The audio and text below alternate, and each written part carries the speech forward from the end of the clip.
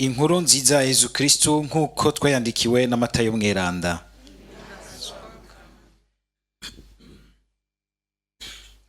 Muri irya minsi Yezu yabariye abigishwa biwe ati: nimusabe muzohabwa, nimurondere muzoronka, nimwuguruze muzokugururirwa. Kuko uwusaba ahabwa, uwurondeye akaronka, nawe uwuguruje akugururirwa. Ninde muri mwebwe umwana wiwe yosaba umutsima nawe akamuha ibuye? Canke kandi amusavye ifi akamuha inzoka? Ko mwebwe rero naho muri babi muzi guha abana banyu, nkaswe so wanyu wo mwijuru si wazobura kuronsa iciza abakimusavye. Ico mushaka rero ko abandi babagirira, kibagirire namwe. Iteka n'impanuro ni ivyo. Dushimagize iyi nkuru nziza ya Kristo.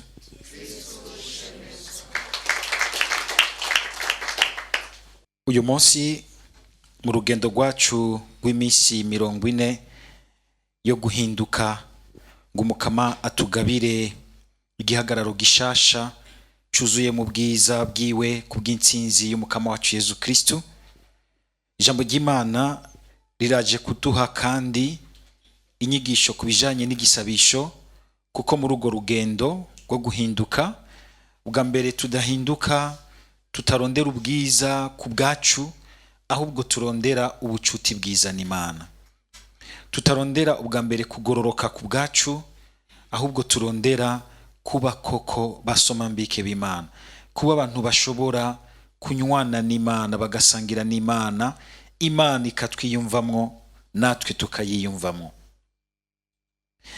Igisabisho rero ngaho muri iyo ntumbero ntasubirizwa, kuko twama dukenera ko inguvu z'Imana zituramira zigaheza zikatwunganira aho tudashobora kwishikana, kuko umuntu hari ahantu adashobora kwishikana kubw'amagara make yiwe.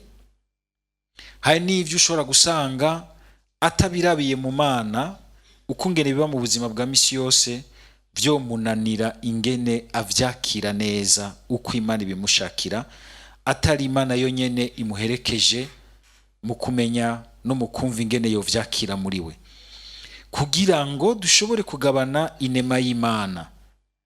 Inema y'Imana iragoye gusigura, ni kujya kuntu usanga hariho nk'umuntu uzubona akiyumvamwo ivy'Imana kandi akabironderana umutima mwiza, akabikurikirana umutima mwiza, kandi akumva afise akayabaga kanyota n'inguvu zo kubigendera. Nico inema y'Imana. Igisabisho rero kuri urwo ruhande ni ntahara, kuko ni karahara mu ruganda ntibacure. Niho tuvoma inguvu z'Imana. Uyu munsi Umukama akatwigisha kandi ku gisabisho, afatiye ku gisabisho ca Esteri yamuhereje ingene yamwizigiye, ariko kandi na Yezu akagaruka akatwereka n'ubundi igisabisho ciza ingene kimera. Aheruka kutwigisha ingene kiringanije, uyu munsi akatwereka kandi ingene coba igisabisho c'ukwizigira, kuko niwo mutima utegerezwa kutuzana imbere y'Imana. Kuza imbere y'Imana ubwa mbere tutagabirije ku vyo dushaka kwiduha, mugabo ubwa mbere ko twayishize imbere. Ubukene bwacu, ibi na biriya vyose biduhanze, ntibiturye umutima, ahubwo bikatwibutsa ko dufise Imana. Ico kintu kirahambaye gose. Sinzi umuntu yari imbere y'ibintu bigoye kandi bimuteye ubwoba, ku buryo bw'uko yumva ko bimurya umutima, agatangura kuyaga navyo, akabibwira iti ndazi ko mukomeye muri ibintu bikomeye imbere yanje, ariko mugabo akabibwira ati ndafise Imana ikomeye kubasumba. Kumenga bariko arabibwira, mugabo burya niwe bariko aribwira, abariko arivura, kuko ubwoba buratugwaza, ugupokomwa biratugwaza, ugaca usanga ntuciyumvira neza, naho hoza umuco mwiza ugufasha ntushobora kuwubona kuko wuzuye ubwoba, akabonge kakatugwaza ntitube tukibona icyo Imana igomba gukorana natwe. Kuko naho dusaba mu gisabisho, Imana mu kutwishyura, imvugo nagire nkoreshe ndayiretse, Imana mu kutwishyura itwishyura nk'abantu ihiteka nk'abantu bicaranye nayo, ntitwishyura nko kumenga n'abantu menga ataco bamaze. Oya, naha rero nagomba ko uyu munsi turonke iyo nyigisho ikomeye, ingene igisabisho cyacu giherekezwa n'ibintu bibiri bikomeye bindi, ni bindi vyongeye ko kuvyo twazirikanye mu misi heze dufatiye ku ijambo ry'Imana ukungene ritwigisha ku gisabisho. Ikintu cyane nagomba ko tugaruka ko nukumva yuko igihe turiko turasaba ikintu Imana iripfuza yuko mu kukirangura n'iryo ranguka ryaco turisangira nayo. Hakabaho uruhara rw'Imana ariko kandi hakabaho n'uruhara rw'umuntu. Hari imvugo kumbure ikunze kuza mu mvugo yacu y'ivyo gusenga ihakwa kuduhenda ngo vyose Imana izovyikorera, ngo Imana izovyikorera. Ariko sinzi ko mwumvise ingene Yezu uyu munsi yatubwiye. Mwakurikiye neza? Nituko turasoma ijambo ry'Imana naho abara amasaha ya saa sita kumviriza amajambo ku yandi. Mukama kabanza kagira ati nimusabe muzoronka. Yaciye akurikiza ko ngwiki? Gasubiremo neza. Rondera. Uri umunyeshuri wasavye yuko session woyimagura. Cugenda wicare wige n'ikibuno gishe. Nane wacugira uti nzogenda hajya Esprit Saint nzodugana ruwanje azoca bicokangiza mu mutwe. Wapi? Uzohavuta hano ubusa uzi gushwanira Imana ngo ntiyakwishuye. Imana yakwishuye mugabo ntiwamenye intumbero yaguhaye mwinyishu yayo. Igihe uheje gusaba ikintu Imana cutangura kukirondeza, cutangura kuja mu ntumbero yacu, ntugume hahandi mbere ndabona umenga biratevye. Hari kandi kantu Yezu yaciyongerako, subiramo iryo jambo yashizeko ati ara kandi kajambo yongeyeko gasubiriyemo twumve ko mwakurikiye neza, kuko ari igihe umenga asoma ijambo ry'Imana umenga hariho abantu bari mu ijuru rya kane agatiro karyoshe. Ni mwuguruze. Kuguruza no kuvuga kwensista guhoza ko nubona uyu munsi ngo nturonse hama ucucika intege uterere hasi. Bandanya guma mu ntumbero y'icuri kurarondera imbere y'Imana. Hari ivyo rero dutura umukama kandi Imana ikitegurira kubituronsa, ariko izo bituronsa idusanze turi abantu bahagaze bakangutse bateramiye ico bariko barasaba Imana. Atari abantu menga bayisavye bagaca bayiterana bati turarinde rero turaba amakari yawe, igaragaze kuri Imana, uri Imana, igaragaze kuri Imana. Bikore natwe twicare ngaho twirira ataco turiko turakora. Aha niho tugomba guca duhuburiraho. Uyu munsi ku marezo sosio hari ibintu biridikiriza igisabisho, bikaridikiriza abakristo, bikaridikiriza abanyafrika ngo bishinga ibisabisho. Abandi bariko abashinwa bariko barakora ibintu batera imbere, abanyamerika bariko barafata ubutare, abandi bariko barakora ibintu bihanitse bari muri intelligence artificielle, nabo bari mu kunama. Ugasanga hariho abantu bariko baridikiriza igisabisho, nkuko umenya igisabisho gihindura umuntu asinziriye, umuntu ataco yimarira, umuntu w'ikinebwe arindira ko abandi bakora akaza kurya ari bon appétit ariko atigeze birondera. Umuntu ahora mu bisabisho. Oya, ahubwo igisabisho cy'ukuri nico kitwangaja mu buzima, ariko nikiturungika mu buzima, nikiduhagurutsa mu buzima uko ariko kose. Nduca twiruka inyuma y'ibintu turiko turasaba Imana uko ariko kose, kuko mu gisabisho tuba twahakuye umutima w'ico dushaka n'ingene tuzokirondera n'ingene tuzogishikako. Niho tuvoma umutima, tukavoma umuco, tukavoma inkomezi, ahubwo tukaba abantu rero bariyangaje. Igisabisho cha Esther doje kumva n'umuntu ari angaje, n'umuntu yahagurutse agahagararira, agateramira, akarondeza, akuguruza hari ikintu ashaka kuguruza imbere y'Imana. Mwumvise ingene ngo muri rya misi umwamikazi Esiteri yaciye yirukira umukama kubera amaganya n'amahwera amwuzuye. Niho rero yatakambira umukama Imana ya Israeli, agatakambira umukama. Gutakamba murumva ko atari ukuvuga rimwe ugaca ugenda. Hari abantu usanga umenga biratugora kumarana akanya n'Imana, kumarana akanya n'Imana. Wanabona nk'ibisabisho dutera, hari isahani y'indya ziryoshe imbere yacu, hari igihe usanga umuntu atanagihejeje, canke nk'iyo batetse nabi, hari usanga umuntu atasenze. Uyu munsi batetse nabi vraiment, amen. Ico si gisabisho. Ntagiye mwisanga mutavuze igisabisho gutyo, kuko ntiwiyerekeje ku Mana, wiyerekeje ku ingene zitetse. Igisabisho ni ukwiyerekeza ku Mana.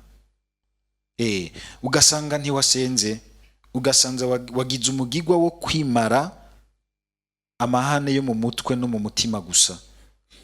So donner une bonne conscience yuko wasenze, ariko Imana ntiwigeze uyiyerekezako. Esteri nawe akiyerekeza ku Mana. Esteri yari muri situation igoye. Igihugu ciwe hari abantu b'ibwami bagomba ko gitikira gihona bakagiteranya n'umwami. Aba bari baratwaye kw'imbohe. Esteri ari mu bigeme bashimwe n'umwami batwagwa ibwami kugira ngo babe mu bamikazi b'umwami. Muri uwo mwanya igihugu ciwe arumva ko gihanamiwe nuko gishobora gutikira kubw'abandi bari bwami bariko baragicira imizi kuzimo, bagomba kugiteranya n'umwami ngo umwami agitikise. Esther numwe muri bo, ari hagati y'igihugu ciwe n'umwami. None azoguma yamikaye ibwami, arya neza, bamusiga, bamwambika neza, abi wabo bagire batikire, kandi arazi ko ari umuyahudikazi. Ako kantu rero karabakurikirana. Mugabo arategerezwa kuzoseruka imbere y'umwami igihe azoba aramukiwe kuza imbere y'umwami, ategerezwe kuvugira igihugu ciwe. Kandi mwumvise ingene agira ati, Mukama nihagera uranshiramwo amajambo anonosoye ashobora kumvisha no gukora ku mutima w'uriya mwami, aheze adukize abagomba ko dutikira. Ariyangaje. Shondagira ati nzosenga bizokwikora, ariko arasaba imvugo azokoresha mu kurondera ico ariko arasaba Imana. Kweko ndababwira nti utanguye gusaba ikintu ukiva mu isengero, genda mu ntumbero yo kukirondera, muzohura n'Imana iri kwirakizana. Rondera ico musaba, teramira, kigume ko igihuzi yuko ari ikintu ciza imbere y'Imana no muri ubuzima.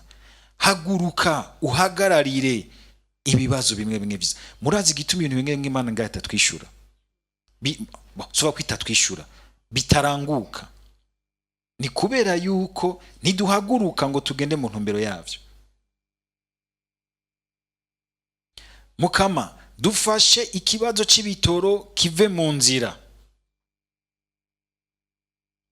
Mugabo uzi kubirangura biranguye ku mahera yo ugaca ugenda kubigurisha ku mahera menshi, ntibizopfa bivuye ku munzira. Izorindira yuko ufata umutima w'icuri kurasaba. Mukama dukize abanyonyezi, ikigaga cy'igihugu barakimaze, turagowe turiko turapfa. Mugabo gaca usanga na wewe aho washizwe uribamwo, ntabyo uzopfa, ntibizopfa bikunze. Mukama umusore mwiza, ndashaka kubakana n'umukobwa mwiza w'ingeso nziza w'isugi. Mugabo gaca usohoka uja gusambana, uzomukura hehe? umuntu avuye kwiba amahera mu kigega cy'igihugu agaca agira ati mukama ntabara umuntu ashobora kuyambikira akayancungira atanyiba, nayo yajeje kuyiba. Icyo gisabisho ntigishobora gufata kuko nta engagement y'umutima wawe irimwo, ntiwigeze uja mu ntumbero y'igisabisho. Niho tuzosenga tukazorindira ko biba wapi. Mukama dukize aya masituasiyo turimo, none murahagurutse kugira ngo muyavemo. Ikibazo gikomeye ngo Imana nikore, ngo nishobora gukora. Wowe uri hehe? Uruhara rwawe ruri hehe? Tangura gukora aho ushikana ubushobozi bwawe. Esther kuko ari bwami arashobora gukora mu bushobozi Imana yamuteretsemwo, agashikira umwami akamubwira, kandi akamubwira n'amajambo Imana imushizemwo, barakingirwa barakizwa gutikira. Ariko icya kabiri nari navuzemwo, ikindi cya kabiri ni nahamwumvise Yezu agira ati ngo ariko icyo mushaka rero ko abandi babagirira kibagirire namwe. Iteka n'impanuro n'ivyo umutima dutegerezwa rero kuzana mu gisabisho. Hari igihe dusenga mu mutima mubi tugasanga igisabisho cyacu ntigishika nticishuwe. Iminsi yose kwitwararika kuza gusengana umutima wa Yezu. Yezu akaba ari wasenga mu mutima wawe. Amajambo ya mutima senga muri Yezu Kristo akaba ari yasengera. Kwitegurira ko natwe hari aho usanga igisabisho kidusaba guhinduka, kidusaba kuva mu kungene twiyumvira ibintu. Ngo icyo mushaka ko abandi bagira kibagire namwe. Esther kuko n'umuntu kandi asenga mu gihe ciwe. Inyigisho y'ivyo gukunda abansi bacu, gusabira n'amanibaza Imana ingene nayo nyene igorwa mu kutwishura ibisabisho byacu. Ndabaha akarorero. Dufatire kure mpamvu ngo ndiko mvuga ibintu by'iwanyu. Dufatire muri izi ntambara zo muri Kongo. Abasoda b'abarundi bariko bagwanayo n'abakongomani ntibasenga. Gashaka gusanga mbere barafise n'umumoniye muri bo abigisha gusenga. Bari kugwana. Abanyamurenge mwibaza ko badasenga. Murazi ndirimbo zabo baririmba neza za twame twasubira mu ngaha bagurisha amantuze nyangaha amasede. Barasenga. Twese ibisabisho byacu bihuriye imbere y'Imana imwe. Mbe Imana izokwishura nde yimende? Mbwira. Kuko nibasenga nko kwa Esther, bari yaho muri M23 bazogira bati ya duhe aba bantu tubageseze batuva imbere tubahonye. Abandi bo ku ruhande rwa Kongo n'abandi bose bafasha duhe aba bagesera tubahonye. Imbere y'Imana ibyo bisabisho bishika bigenda gute? Ibyo mura muvyibaza. Aka rero kacaka tugora. Aka kantu Yezu aherejeko. Aka icyo mushaka rero ko abandi babagirira kibagirire namwe. Bizotuma igisabisho cyawe rero none woshima nawe kuhona. Nicyo gituma uzokumva nka eklezia iri kwirasenga mu giso cya Yezu Kristo iri hagati y'abo bantu. Nizogira iti intsinzi yiwimiyu. Oya. Izogira iti Mukama hindura imitima y'abamwe n'abandi kugira ngo bumve ko bavukana, boye kurondera guhonyana. Icyo rero ni igisabisho gikomeye imbere y'Imana. Ahandi yo ni hamwe umuntu azokwica n'umuntu agahonya abantu agaca avuga ati yo Imana yanyishuye n'aba mazi yo mihimbiri ku izina ry'Umukama.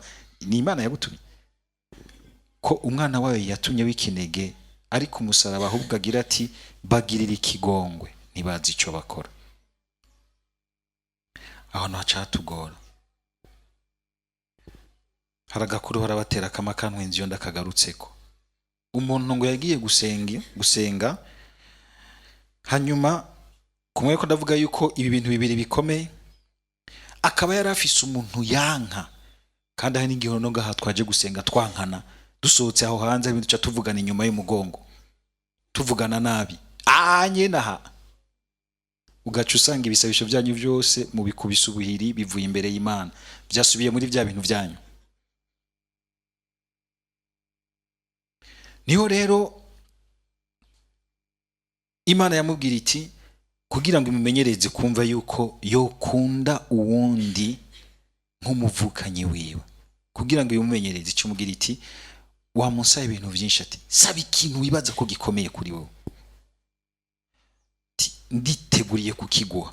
Mugabo iciyongera kwiti muri iyi ntumbere nyine, icyo nyine ukunda uce wemera uriya muntu mwankana ngomba kukimuha inshuro zibiri.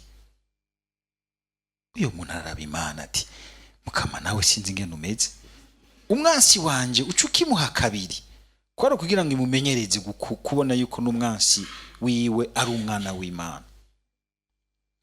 Aca atega umutega Imana ati Mukama ndokora ijisho rimwe. Arazi neza ko ashobora kubonesha irindi rimwe, mugabo uwo mwansi wica imurokora abiri yose. Ibisabisho bene ivyo ntivyumvigwa, ibisabisho bene ivyo ntivyumvigwa.